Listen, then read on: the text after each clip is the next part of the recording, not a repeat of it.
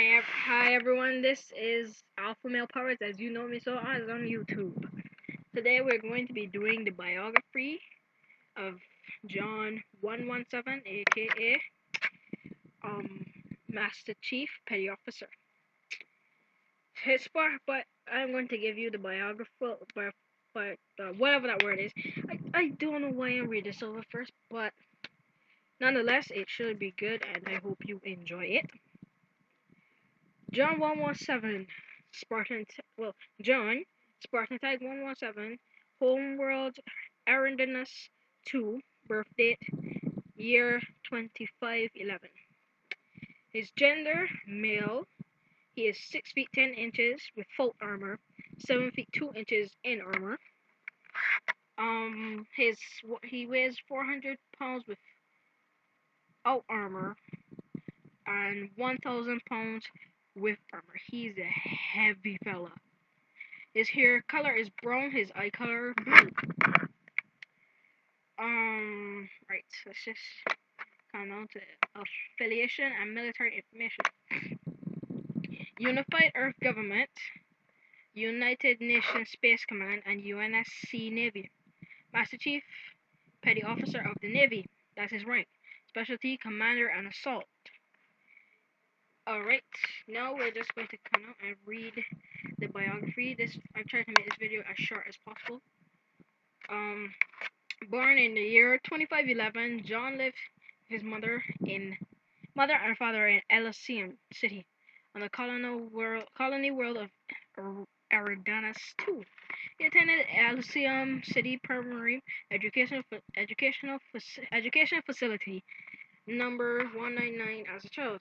John had brown hair, freckles, and a small gap between his front teeth. In a dream during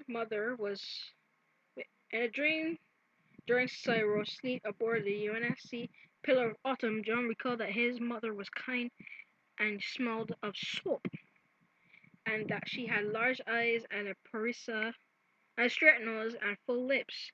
The words of the UNSC Marine Lieutenant Parissa was a childhood friend of John's. John saved her from drowning at Lake Gusev. After which, John promised to marry her and keep her safe. A photo of the two was taken by Parissa's father soon after and will be kept as a memory by Parissa long after she thought John had passed. Alright, about the lady he was to marry, but did not get the chance to. Now, we read on.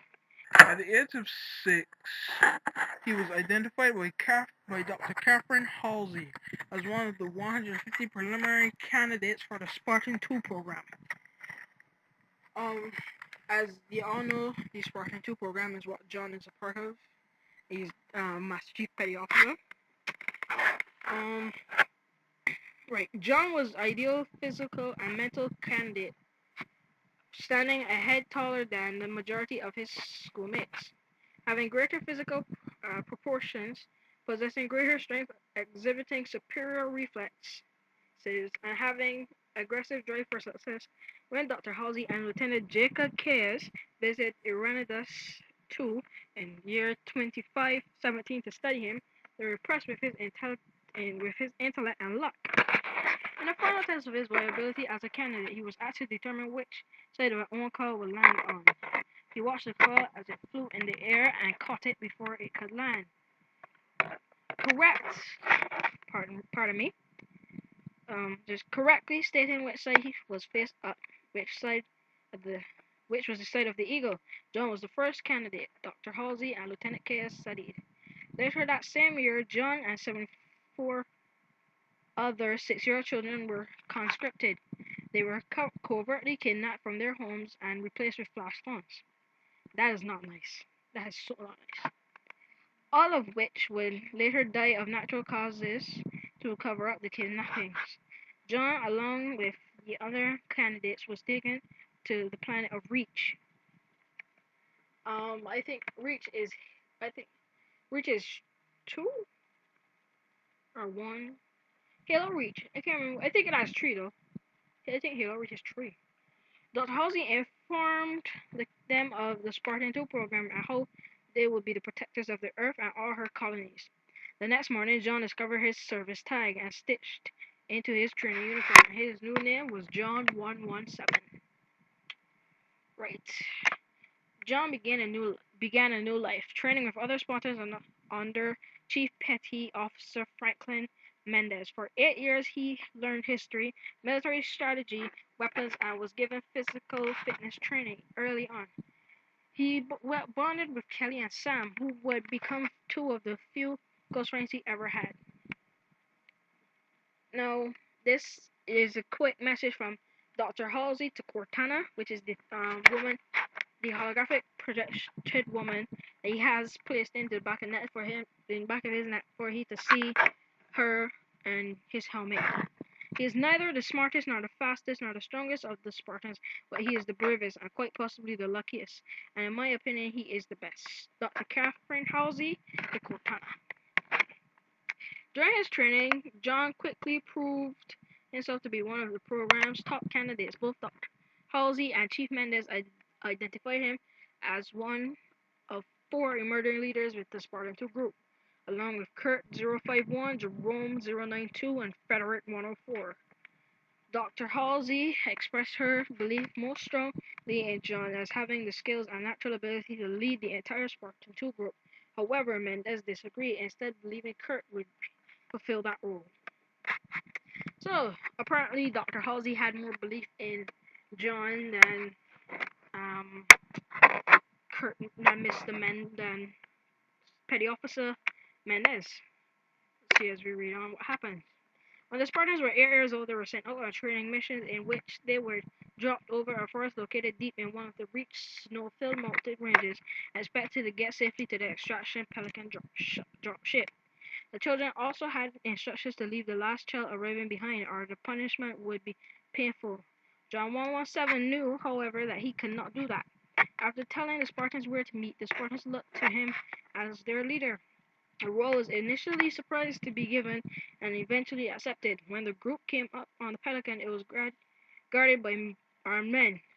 Those men were actually UNSC Marines, but were not in uniform, thus leading the Spartans to mistake for a hostile threat. John showed early acumen in critical thinking and tactics, not wishing to take for granted that guards would be friendly toward them. He came up with a plan to take on the men, capture the dropship, and ensure the safe extraction of every team member. As he made sure he was the last person aboard to do this, ending up hijacking the dropship with the help of Deja, or Deja, whatever you like to call it. D-E, accent on the E, J, accent on the A, right, go, yeah, accent on the A. And beat down the men with stones, causing severe injuries among the Marines. Alright. Chief Mendez was not visibly pleased, as John had attacked his Marines and no one had been left behind. Both Mendez and Halsey recognized John's initiative and promoted him to squad leader. After this, despite of other Spartans rising in rank, at least a couple rising to lead their own teams, he remained the de facto leader of the Spartans as a whole. John's leadership was correctly observed, and the result from their mission clearly solidified his role as the overall leader of the Spartan-IIs. Quick, like, why is it the Spartan-IIs?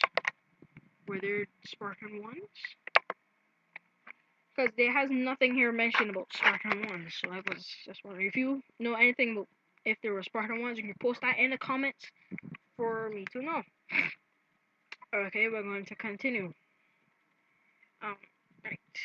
At the age of 14, John underwent the dangerous Spartan-II augmentation procedures. These procedures caused 30 of the Spartan trainees to die and 12 to become physically disabled.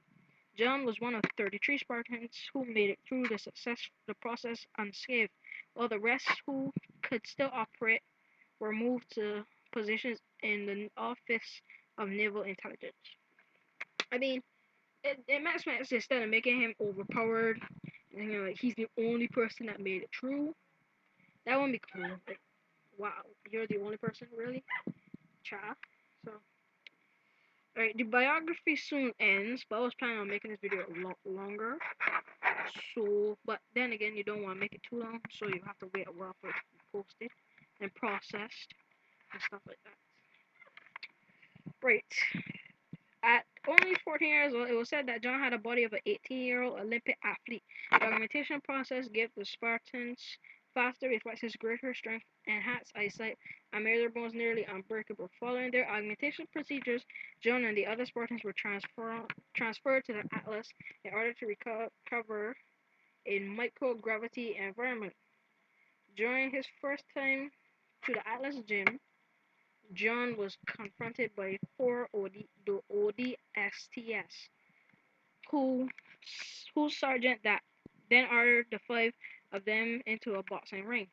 In the in the ensuing fight, John killed two of the ODSTs and left the others severely injured, an incident which quickly blossomed into major resentment for the whole Spartan program throughout the Marine Corps. According to Major Antonio Silva, the incident was orchestrated by the people who invented the chief in order to test the Spartans' augmentations. Alright, that is the biography. Now we're going to go into the early military career. I was planning on making this video pretty long, right? So you understand. Here.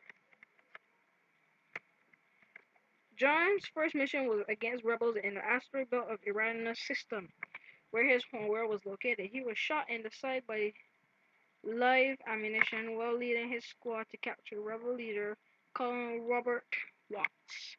He's, at first, because it was like far in the future, I thought it would have weirder names, but like the planet's got weird names, but majority of the names are pretty normal, considering the fact that this is the year 2517 currently. Alright, and there's also actually I can just come on this really quickly because there's a picture of John wearing his Spartan uniform, which is called the Mjolnir Mark IV armor, holding a what's that gun called? Let me just bring up slightly.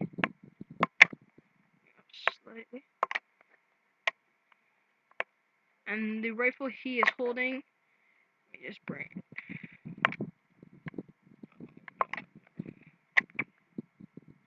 Sorry about this, I know it's taking a while. Right, we just come down. Rifle he's holding is wearing his Mjolnir Mark IV armor, holding a MA37 as a rifle in his hand. We all know that from the Halo series. It is one of my favorite guns. I do not care what anyone says. So, as we continue, without heavily injuring him, the mission's casualty list is 11 dead rebel soldiers and an unknown number of rebel civilians. He received a Purple Heart after this mission for taking a wrong in the side. With live ammunition in your side and still being able to pull off a mission like this? Whew, not me. 3 months after the Uranus mission, John and his Spartans were briefed on the massacre that took place on Harvest shortly after first contact with the Covenant. Right, the Covenant is the first one. And I think Halo reaches the third. A short time later, the UNSC Commonwealth, under the command of Captain Wallace, brought the Spartans and Dr. Halsey to Damascus testing facility at Chiseti. See, I tell you, this place sounds really weird, but John? Really? That doesn't seem to me like a futuristic name. Where they received the Mjolnir Mark IV powered assault armor. Oh, so this picture was before he got the wrong in his sight. Okay. When the Covenant shipped the unrelenting attack the Commonwealth, John and the Spartans II took part in their first battle with the Covenant. The Spartans used thrusters to launch from a Pelican dropship. Each Spartan carried an NBIL-2 air-to-surface missile to destroy the Covenant ship. Only 2 of the Spartans made it to the ship, with John. Samuel 034, Kelly 087. They entered the ship through a hole in its hull caused by a mat run from the Commonwealth. They succeeded in completing the mission and destroyed the Covenant ship, but due to a breach in Sam's armor caused by retaliation fire from the Covenant forces, he was unable to leave the Covenant ship. Volunteering to stay behind and ensure the destruction of the vessel, Sam was killed in an ensuing explosion. John was profoundly affected by the loss of his first and closest friend. The victory proved to John that the Covenant were not invincible but could only be defeated at a high cost in lives. John and the remaining Spartans would fight the Covenant for the next 27 years, employing their Mjolnir armor to its fullest capability. 27 years of battle. Wow. Wow. Ooh, I could not. I just could not. In year 2526, the Covenant attacked the Corbulo Academy of Military Science, which sparked the Battle of Cercinius IV. The UNSC had suspected the safety of the planet for several days prior, garrisoning it with Marines and ODSTs. These words like really hard to pronounce when they get put close together. The academy was destroyed almost as soon as the attack began, but the blue team, but blue team was able to deploy to the surface undetected mere hours later. John fought the academy ruins and protected the cadets fighting off Covenant forces while waiting for evacuation by Kelly 008 and Frederick 104. This was the time he first met Thomas Lasky, who was a young cadet at the time. Right. So far we've gotten into the 27 years of Covenant battle. I mean, you can endure war for 27 years. I was having an argument with some of my friends, and they was like, "No, Call of Duty Black Ops better." And I was like, "No, Halo 4 is better." So I mean, you was to take a person, the weapons from Call of Duty Black Ops 2 against the weapons from Halo, you would die with one shot for every gun, except for maybe the assault rifle. I mean, and plus their armor have shields that regenerate after they hide from you for a time. So I mean, it's basically a skin thing, but normal bullets cannot regenerate. I mean, your normal bulletproof vest cannot regenerate. Getting hit from you can't regenerate from getting hit with a sniper rifle in this game. The only problem is you can't quit scope. But not even I don't even think a normal sniper bullet with FNJ could pierce this armor. Let's move on. In the year 2054, John, along with Fred 104, Kelly 008, Solomon 069, and Arthur 079, was part of a mission to rescue Dr. Catherine Halsey from a Covenant fleet. The team utilized the OF-92 and EVA booster frame fighters, which were designed for shipboarding actions. I infiltrated a Covenant CAS class assault carrier. Aboard the assault carrier, John encountered Sangeli Major Telodame, who challenged John to an energy sword duel. See, that sounds like a weird name, but that's an alien name, so. The duel was forced out to the duel. Thel was forced out of the duel when his fleet master separated the lower section of the assault carrier to kill the Spartan, pulling him back up. Pulling him back into the upper section. Both combatants were left unscathed. The Spartans completed the mission and rescued Dr. Halsey, but Arthur and Solomon were killed. John was deeply saddened by his teammate's death, vowed to become stronger and never allow such a loss again. Man went through a lot, yeah. Right.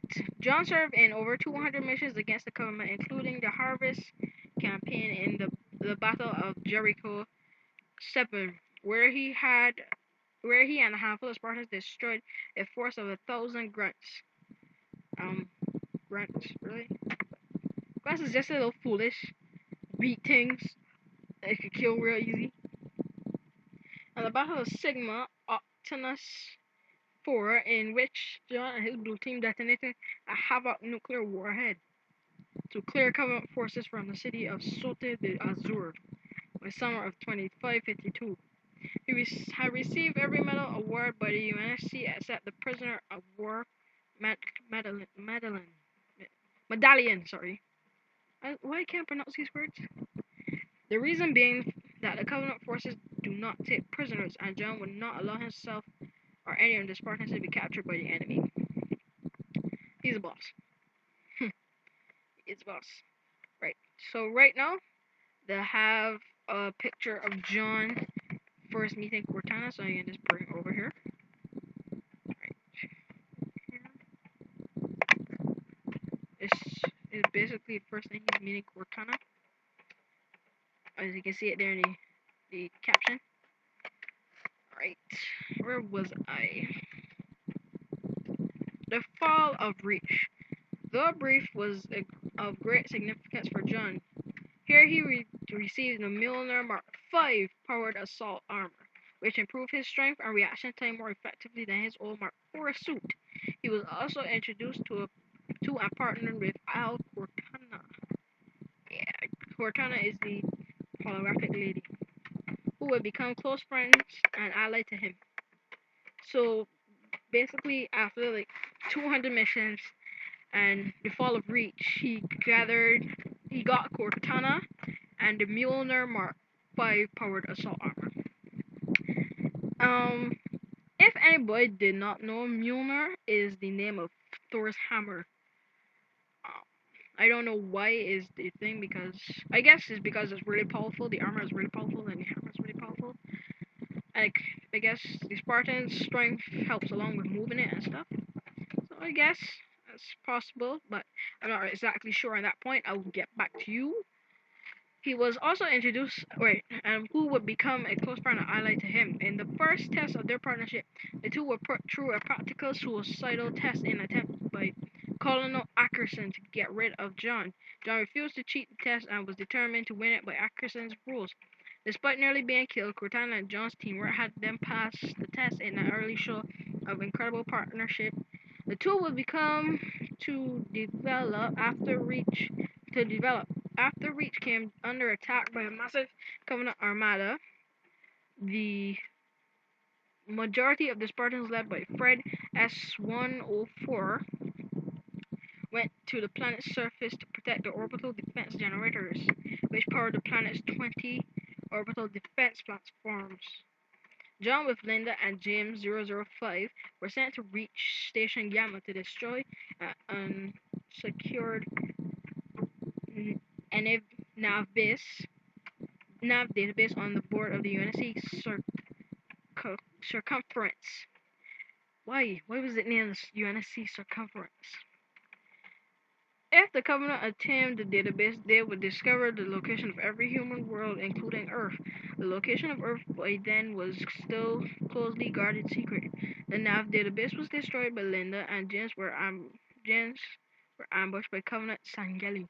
James was lost in space, and Linda was critically wounded. John saved 4 other Marines on the station, including Staff Sergeant Avery Johnson. The team returned to the UNSC Pillar of Autumn. I was placed into cryosleep as the ship landed on. Then fled Reach and the following cold protocol. Jumped into slip space with coordinates deduced by Cortana from the constellation data retrieved earlier in hopes of leading the Covenant away from Earth. Alright, we're going to end this video here at 25 minutes, and I will put the two together to create one long video, because I have something to do right now. So this is Alpha Male Powers, as you know me as on YouTube. Peace. Alright, wait, I said 25. I still have a couple more seconds to go. If I missed out anything on John117, you can post it in the comments and I will read it and get back to you. But this is the official site, so don't tell me I miss anything. These people